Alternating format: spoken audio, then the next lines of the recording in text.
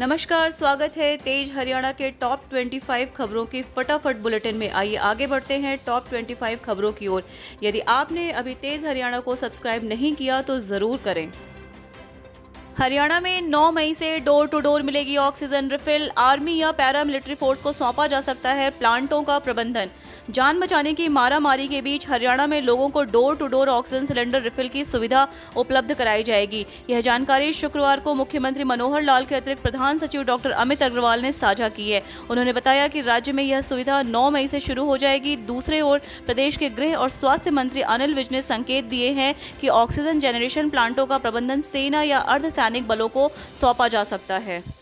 3 लाख रुपए के लेन देन के मामले में शख्स ने पड़ोसियों पर किया हमला, गोली लगने से 4 गंभीर रूप से घायल।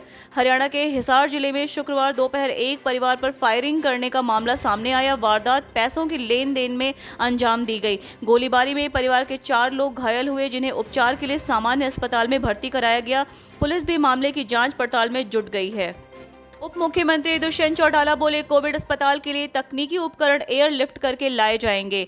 हरियाणा के उप मुख्यमंत्री दुष्यंत चौटाला ने शुक्रवार को जिंदल मॉडर्न स्कूल में प्रदेश सरकार द्वारा स्थापित किए जा रहे 500 बेड के अस्थायी अस्पताल का दौरा किया और वहां चल रहे कार्यों की प्रगति की समीक्षा की। अस्पताल की स्थापना को लेकर उन्होंने अधिकारियों के साथ बैठक करके विभिन्न जानकारियां ली। इस अवसर पर राज्य मंत्री अनूप धानक, मेयर गौतम सरदाना, अतिरिक्त मुख्य सचिव अनुराग रस्तोगी, आईजी राकेश आर्य, उपायुक्त doctor Priyanka Soni, DIG Balwan Singh Rana, IC निहाल सिंह सहित अन्य अधिकारी कर्मचारी भी उपस्थित थे। परिवहन मंत्री मूलचंद शर्मा बोले, प्राइवेट अस्पताल रेट लिस्ट चस्पा करें। हरियाणा के परिवहन मंत्री मूलचंद शर्मा ने कहा कि सभी प्राइवेट अस्पताल सरकार द्वारा जारी रेट लिस्ट अपने अस्पताल के बाहर चस्पा करें ताकि लोगों को कोई परेशानी न आए। साथ ही उन्होंने निजी अस्पतालों से आह्वान किया कि वे महामारी के इस समय में बिना लाभ कमाए लोगों की सेवा करें। शैलजा बोली, महामारी में उपजे भयावह हालातों के लिए सरकार जिम्मेदार। कांग्रेस पार्टी ने कोरोना महामारी को लेकर भाजपा सरकार को बार बार चेताया, परंतु सरकार ने कांग्रेस पार्टी की एक नहीं सुनी। भाजपा सरकार की नाकामियों का दंश आज जनता झेल रही है। अब जो भी हालात बने हुए हैं उसके लिए सरकार सीधे तौर पर जिम्मेदार है। इस महामारी के दौर में भी भाजपा सरकार ओछी राजनीति पर उतारू है। अपनी जान की परवाह किए बिना कोरोना पीड़ितों की सहायता कर रहे हरियाणा कांग्रेस के नेताओं और कार्यकर्ताओं को प्रशासन द्वारा जानबूझकर परेशान किया जा रहा है। कोरोना के चलते सेना की 30 मई को होने वाली लिखित परीक्षा स्थगित। हरियाणा के हिसार स्थित सेना भर्ती कार्यालय द्वारा हिसार, सिरसा, जींद व फतेहाबाद जिले के उम्मीदवारों के लिए आगामी 30 मई 2021 को होने वाली लिखित परीक्षा को स्थगित कर दिया गया है। सेना भर्ती कार्यालय के प्रवक्ता ने यह जानकारी देते हुए बताया कि भारतीय सेना की ओर से कोरोना महामारी को मद्देनजर यह निर्णय लिया गया है। पति ने जहरीला पदार्थ खाकर की आत्महत्या। सुसाइड नोट में पत्नी के प्रेमी को ठहराया जिम्मेदार। गांव घोघड़िया में व्यक्ति ने जहरीला पदार्थ खाकर आत्महत्या कर ली। मृतक ने सुसाइड नोट छोड़ा है, जिसमें पत्नी के प्रेमी सहित अपने 2 सालों को मौत के लिए जिम्मेदार ठहराया है। उचाना थाना पुलिस ने मृतक के पिता की शिकायत पर सुसाइड नोट को आधार मानकर 3 लोगों के खिलाफ आत्महत्या के लिए मजबूर करने का मामला दर्ज किया है। हरियाणा में लॉकडाउन को लेकर स्वास्थ्य मंत्री अनिल विज का बड़ा बयान।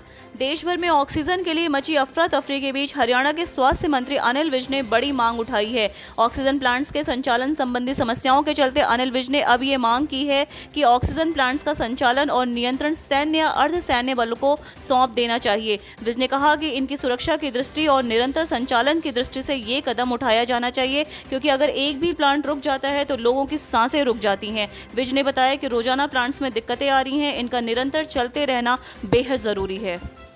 सिरसा में ऑक्सीजन प्लांट की होगी स्थापना। 2 जगहों का चयन कर सरकार को भेजी गई रिपोर्ट।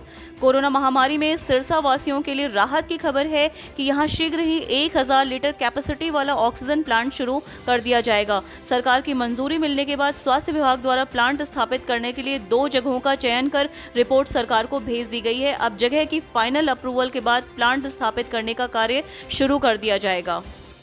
कृषि कानूनों को लेकर किसानों ने किया डिप्टी सीएम का विरोध, बोले जींद में दुष्यंत को घुसने नहीं देंगे।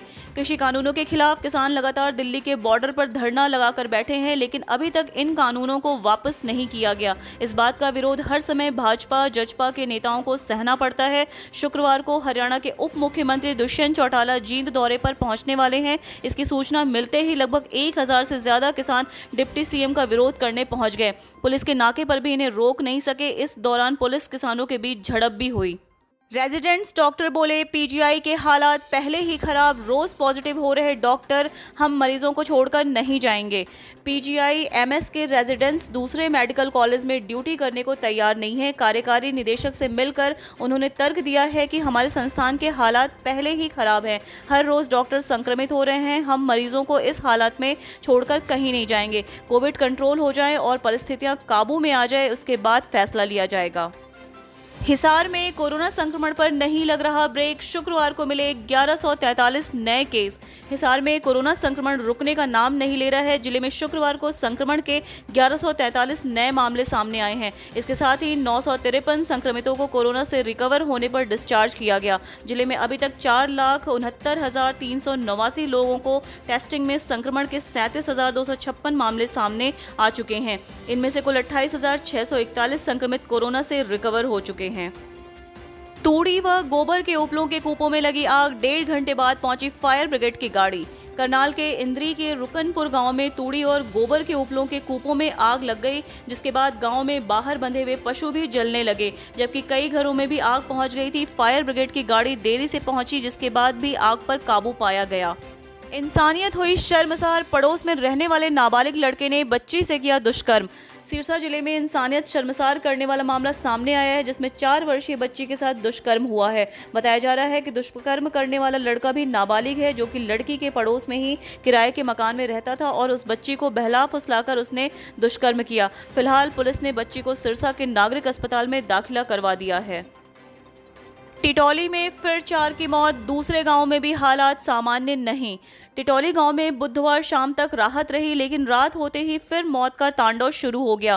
पहली मौत लक्ष्मी देवी पत्नी बरकत की हुई तो गांव सहम से गया। रात 8 बजे के करीब जब लक्ष्मी देवी को दफनाकर लोग घरों को आ रहे थे, तो सूचना मिली कि सावित्री देवी पत्नी रामचंद और शांति देवी पत्नी हरि सिंह की भी हालत बेहद गंभीर है। बृहस्पतिवार को पौ फटी तो एक बार फिर गाँव में कोहराम मच गया, क्योंकि सावित्री और शांति इस दुनिया में नहीं रहे। इसके बाद भी क्रूर मौत ने झपटे मारने का सिलसिला बंद नहीं किया और संध्या के समय धर्मा पटवारी भी चल बसे। लॉकडाउन को लेकर फेक ट्वीट सोशल मीडिया पर वायरल, अनिल विज ने दी शिकायत। हरियाणा के गृह मंत्री अनिल विज ने डीजीपी मनोज यादव को कहा कि उनके नाम का फेक ट्वीट सोशल मीडिया पर वायरल करने का मुकदमा दर्ज किया जाए। बता दें कि सोशल मीडिया पर एक फोटो वायरल की जा रही है, जिसमें अनिल विज के ट्विटर हैंडल के नीचे हरियाणा में लॉकडाउन को बढ़ाए जाने की झूठी खबर फैलाई जा रही थी। इस पर अनिल विज ने खुद संज्ञान लेते हुए इसे फेक बताया और प्रदेश के डीजीपी को शिकायत देते हुए एफआईआर दर्ज करने को कहा है। कटाई पूरी होने के बाद दोबारा गुलजार होने लगे धरने, किसानों की लगातार बढ़ रही भीड़। कटाई का काम पूरा होने के साथ ही धरने पर फिर से गुलजार होने लगे। यहां किसानों की लगातार भीड़ बढ़ रही है। इसी बीच किसानों ने अगले सप्ताह तक और किसानों के यहां पहुंचने का ऐलान कर रखा है। किसान मोर्चा का कहना है कि वह लॉकडाउन में भी यहीं रहकर अपने हक के लिए संघर्ष करेंगे। इस बीच किसान नेताओं ने उनके फेसबुक व ट्विटर अकाउंट को निलंबित किए जाने पर ऐतराज जताया है। उन्होंने कहा कि इस अकाउंट से कोरोना महामारी से संबंधित भी लोगों की मदद की जा रही है। अब निजी अस्पतालों में नहीं वसूले जाएंगे अधिक पैसे, बाहर लगाई गई रेट लिस्ट। कोरोना काल में कई अस्पताल संचालक लोगों का फायदा उठाने में पीछे नहीं रह रहे हैं। ऐसा ही नारनौल में कई अस्पताल संचालक कोरोना मरीजों की जमकर जेब काट रहे थे। मीडिया ने जब मामला उठाया तो प्रशासन भी नींद से जागी और इसी का परिणाम है कि अब कई हॉस्पिटल संचालकों ने अपने यहाँ रेट लिस्ट चस्पा करवा दी है। जमीनी विवाद के चलते खेत में काम करने गए परिवार पर हमला, बुजुर्ग महिला को आई चोटें। जमीनी विवाद के चलते होने वाले हमले अभी भी रुकने का नाम नहीं ले रहे हैं। ना जाने कितने घर जमीनी कलह के चलते बर्बाद हो चुके हैं और ना जाने कितने लोग जमीनी विवाद के चलते अपनी जिंदगियों से हाथ धो बैठे हैं। फिर भी जमीनी विवाद यूं ही बरकरार रह जाते हैं। ताजा मामला फरीदाबाद के साहूपुरा गांव का है, जहां पंचायती जमीन के विवाद के चलते एक पक्ष ने दूसरे पक्ष पर उस वक्त हमला बोल दिया जब दूसरा पक्ष अपनी मां के साथ खेतों में जमीन की सफाई कर रहा था।